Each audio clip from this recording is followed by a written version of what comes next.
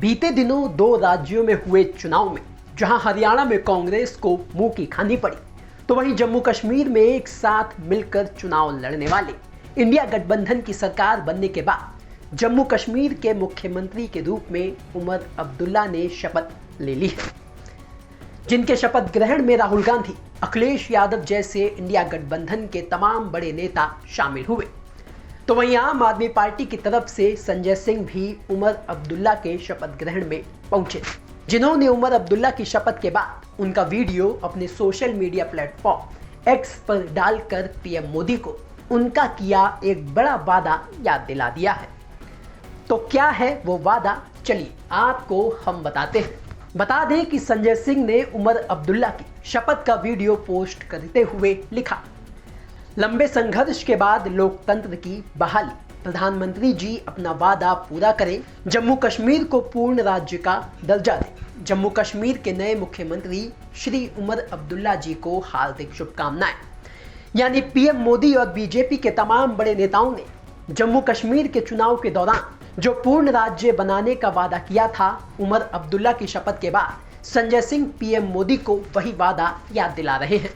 लेकिन सवाल यह है कि जम्मू कश्मीर को दोबारा से पूर्ण राज्य का दर्जा मिलना क्या इतना आसान है? चलिए इस पेज को जरा समझिए।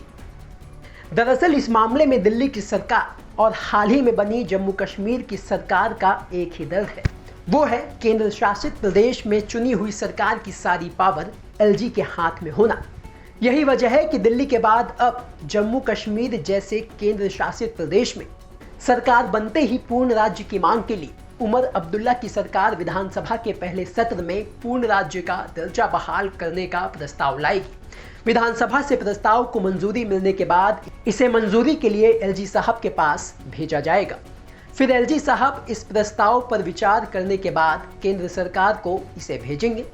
पूर्ण राज्य के दर्जे के लिए केंद्र सरकार ही जम्मू कश्मीर पुनर्गठन अधिनियम में बदलाव कर सकती है। जम्मू कश्मीर को पूर्ण राज्य का दर्जा दिलाने की कानूनी प्रक्रिया की अगर बात करें तो इसके लिए संसद में एक कानून पारित कर पुनर्गठन अधिनियम में संशोधन करना होगा। संसद में संशोधन विधेयक को मंजूरी मिलने के बाद इसे राष्ट्रपति के पास भेजा जाएगा और फिर राष्ट्रपति की मंजूरी के बाद अधिसूचना जारी होने पर उसमें उल्लिखित तारीख से जम्मू कश्मीर को पूर्ण राज्य का दर्जा मिल जाएगा। यानी एक लाइन में अगर समझा जाए तो किसी भी केंद्र शासित प्रदेश को पूर्ण राज्य का दर्जा देने का अधिकार सिर्फ और सिर्फ केंद्र सरकार के हाथों में होता है।